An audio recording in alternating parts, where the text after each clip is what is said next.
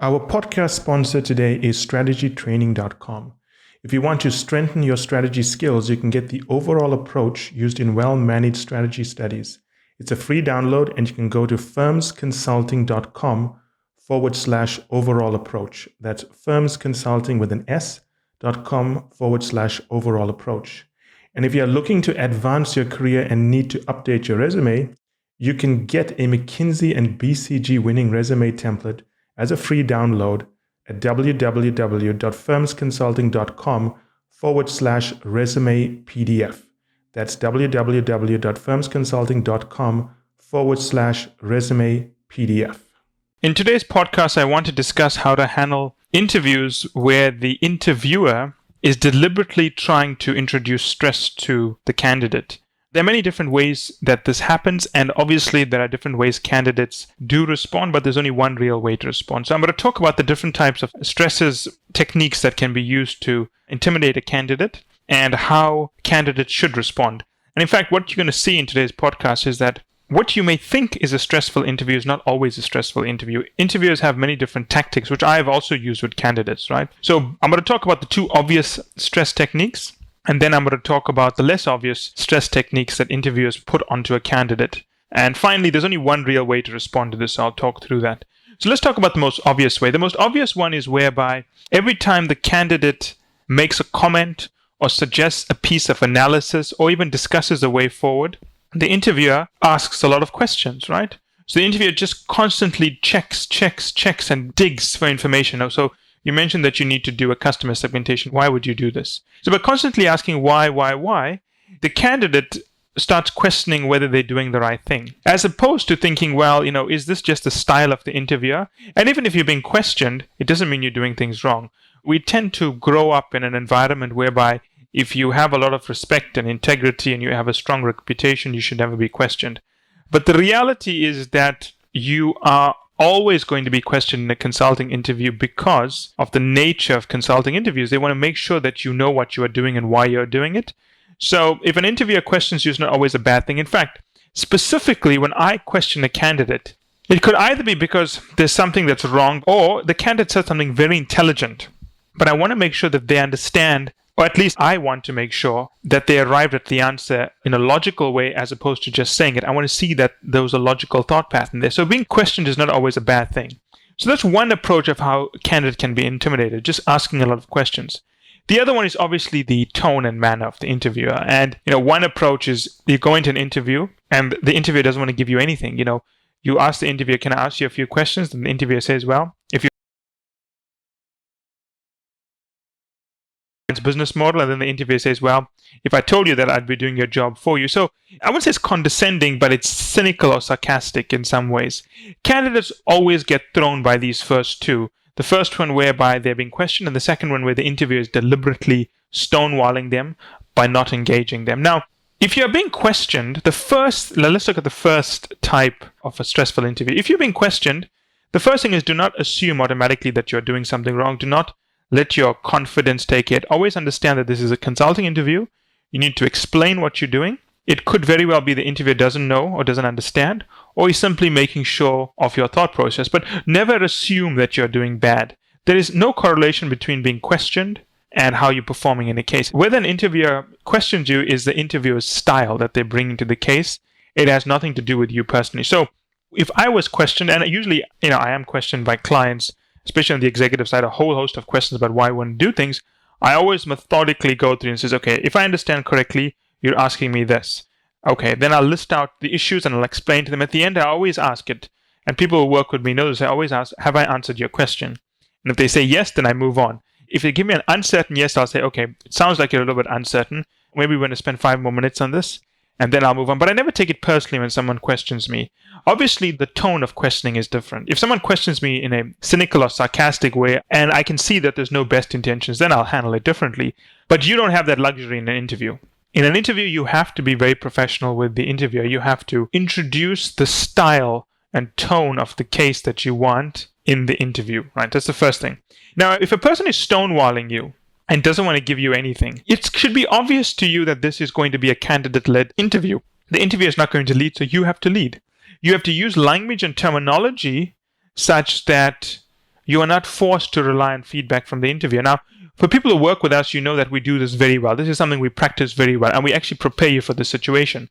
So even if you're doing an estimation case, rather than asking an interviewer at every single step, are you happy with this assumption? Are you happy with this assumption? We teach candidates to say things like, well, I'm going to go through my assumptions and I'll assume that you will stop me if you have any questions or if you're unhappy with anything. If you constantly ask someone questions who is deliberately stonewalling you, and they're using that technique to be intimidating, constantly trying to do the case as an interviewer-led case or a semi-interviewee-led case is never going to work, right? So those are the two easy and common ways of introducing stress to an interview.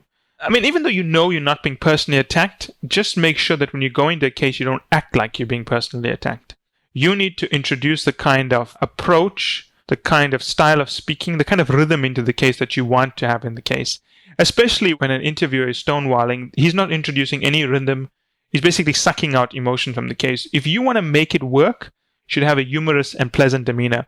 I've always said that the candidates who do the best with us are the ones who are really friendly. They can make us laugh. Because sometimes, if a candidate is doing something wrong or is going the wrong direction, I'll point it out. To be efficient, I'll go right to the issue. And the candidate's got to laugh about it and say, yeah, that makes a lot of sense. Okay, I'll fix it. And then we move on. I do find even when we practice with candidates, the ones who treat everything really seriously, who are not willing to control the emotional dynamic of the training, are generally the ones who struggle with stressful interviews, right? But again, those are the easy ones. Just understand you are not necessarily being attacked. Even if you are being attacked, you have to be friendly about it and show that it's not bothering you. Because sometimes the interviewer may be testing to see how you respond to a difficult client. The point is you have to act the way you would expect someone to act who is above the issue. But those are two easy stressful interviews. Let me give you two examples of stressful interviews that you can never see coming. And I've done this with candidates, right? The first technique I use a lot is whereby I can introduce stress to an interview without introducing stress. Now, how do I do that? Well, let me give you an example of that. I did a session once with a German candidate, and I think it was a German or a Russian candidate. I can't remember. It was some time back. But thinking about it now, I think it was actually a Russian candidate studying in the United States for an MBA program. And I told her in the next 5 sessions, I'm going to use different interview personalities. So just to see how you respond to it. Because this particular candidate I felt was short-fused. If you pushed her in a certain way, she would lash out. So I wanted to make sure she wouldn't do that. And what had happened is because we spent so much time on the obvious stressful interviews where the interviewer is questioning you or where the interviewer is stonewalling you, she was prepared for it. So whenever we reverted to that tactic, she could see it. But I wanted to make sure that she wasn't just prepared for those tactics, but we had truly fixed her anger issues. So I did a Microsoft case with her. And I told her the client was Microsoft. And I was extraordinarily friendly with her. I was really being nice to her. And I was talking about how wonderful our products are. No one can really beat us. And so, you know what she told me? I think it was like 20 minutes into the case, she told me something like, oh, well, you shouldn't be too happy about your products because they're really not that good. And she laughed about it. Now, that's a situation where I actually the candidate doesn't even know this, but I put her into a stressful situation. And she basically lashes out at a client. Who would ever tell a client something like that to their face? You never do it, right? You never would do that. You always give feedback in a very indirect way.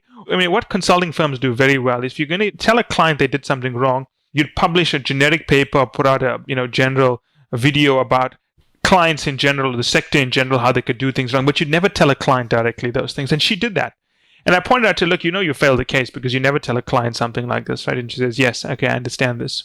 The other one, another common tactic I follow with candidates is where I'll tell them I'm going to be difficult with you. So I'll tell them, okay, sometime in the session, I'm going to have to do a case where I'm going to be a real jerk with you. I'm warning you up front, I'm going to push every button here. I'm going to criticize everything. I'm going to be difficult. You need to be aware of that. You pick the case and you tell me when you're good to go. Now, what always baffles me about this is even though the client knows I'm going to be difficult, even though they know I'm going to push their button, I'm never rude to them, but I do put a lot of pressure on why do you do this, why do you do this, and so on. They always buckle. Every candidate buckles. They just freeze. And they know we're role-playing. I basically stop the role-playing after 25 minutes of the silence, and the tone immediately changes. But why do candidates respond in such an unusual way even though they know we're role-playing? Well, I think it's a couple of reasons that drive this. I think the first one is that the candidate never knows whether the role-playing is continued or whether I've really become upset with them. Even though we really become upset with clients, we may put pressure on them, but we always laugh and kid around at the end of the session. So I think that when you feel that the interviewer is putting pressure on you because it's personal, that's still not a reason to buckle. In any case, there's a certain personal element that the interviewer is bringing to the table. The interviewer may dislike you. He may think you're irritating. He may think you're too short. You may think, well, that mannerism of, putting your finger on your cheek when you think is just annoying. It looks like something out of Austin Powers. But the point is, just because you don't see the interviewer's personal prejudices in an interview doesn't mean it's not there. So in these two cases whereby it's staged difficulty and whereby you introduce a stress by baiting the candidate, the response has to be the same. You never step out of a comfort zone. And what I did in a situation with the Russian candidate I mentioned is I made the case so comfortable for her that she thought she could tell me anything. You must never think that. You are always being judged, always being judged. So those are the 4 kinds of stress tests that I generally introduce for candidates. I do others as well. For some candidates, I'll call them up in an unscheduled interview. I'll see them online and I'll tell them, hey, Walter, do you have 5 minutes? I want to speak about something. Other times, I'll call up a candidate and I'll ask them to give me feedback on something totally unrelated to cases. We're launching something new, and I once called a candidate up and I said, what do you think of this? And what I wanted to see again was, how does he analyze the problem? How does he structure his feedback? How much data does he use to give his opinion versus what he read in the newspaper? The point is, I want to see if the person is thinking in a structured format outside of a case. And that's very important, because candidates only sort of put on their structured thinking hats when they're in a case. So when you're thinking about a stressful interview where the interviewer is really trying to make things difficult for you, my greatest piece of advice for you is not to imagine this is a fairy tale. Hollywood and so on has made us believe that if the movie is going to be filmed in a dark setting with evil-looking people, they're going to be evil. But if it's bright and the stars are shining and, you've got Michelle Williams with her red cheeks in the movie, it's going to be a pretty happy movie. But the point I'm trying to make is just because an interviewer looks friendly doesn't mean he's not stress testing you. Just because you don't feel the stress doesn't mean that he's not putting you through a situation that will make you stressful. And this is an important point. Do not assume a case is a stress test because you feel stress. Sometimes a case can be a stress test because they're baiting you to see how you'll respond once they give you some piece of information that you may not know how to process, like that issue about how I was so, blatantly happy to be working for Microsoft, even though I like Microsoft products, but many people disagree, and this candidate obviously disagreed in person. So don't assume a stress test is a stress test because you feel stressful. Don't assume an interviewer is stressing you because they're unfriendly towards you, you feel they're stonewalling you. For example, most people, when they come out of final interviews with me and with other partners, they always come back and say, the interview went very well, I think the partner liked me. But that's what a partner's job is. Their job is to make you feel good, carry the banner of the firm in a respectful way, but that doesn't mean you did well in the interview. So what I would recommend to candidates is that understand that a stress test can be conducted in the most friendly way. People who do screening interviews with us know that our screening interviews are not at all disruptive. We're not difficult, but the feedback that you get could make you feel bad inside. But, brevity is what we believe and tell you exactly what we think is happening, and you then have to respond to that. So my main warning is that when you get an obvious stress test, you should be happy, because you know it's a stress test. In every other kind of case you get where you don't feel stressful, you should understand that the interviewer could be putting you through your ropes to see how you'll respond in a certain situation. And especially when the interviewer is too friendly, do not fall for that trap. Do not assume everything went well because the interviewer is friendly. Candidates that I tend to hire, I put them through a lot of hoops when I was in consulting. I'd deliberately give them a hard time, because I'm going to hire this person, so I want to see if they can go all the way. The ones that I've decided 10 minutes into the case they're not going to make it, I'll try to be very nice because I want the experience to be pleasant. But the other candidates, it's going to be difficult. I may be friendly, but there's going to be a lot of questioning. So remember, do not view stress tests like the way the movies want you to. Everything's dark and black and somber. Stress tests come in all kind of formats. The bottom line is, irrespective of the kind of stress test you face, you must always be polite, always be friendly, never, ever, ever take it personal. Never make these comments that you could never make in front of a client or a consultant. And basically, inject the enthusiasm and tone that you want the interview to have.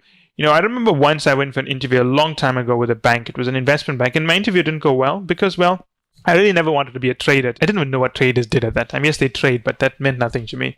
And I felt that the traders were so rude. I think that is the style. I don't think they're actually rude guys. I just think they do that to see how you respond to stress. And they'll ask me something and I wouldn't take it personally. I'd laugh about it. And I remember I actually flipped the tables and then for the think for like 35 minutes of the hour-long discussion, I interviewed them. And I remember after 40 minutes, the guy was actually telling me, well, that was great. We've never been interviewed before. And I said, yes, neither have I conducted an interview at bankers before. But I kept the conversation light and I kept the tone light. And you need to do that. You need to take control of the situation and put in place the right kind of tone and language. As we wrap up, today's podcast is sponsored by strategytraining.com. If you want to strengthen your strategy skills, you can get the overall approach used in well-managed strategy studies as a free download. Go to firmsconsulting.com/overall approach. And if you're looking to advance your career and need to update your resume, you can get a McKinsey and BCG winning resume template example as a free download at www.firmsconsulting.com/resume PDF.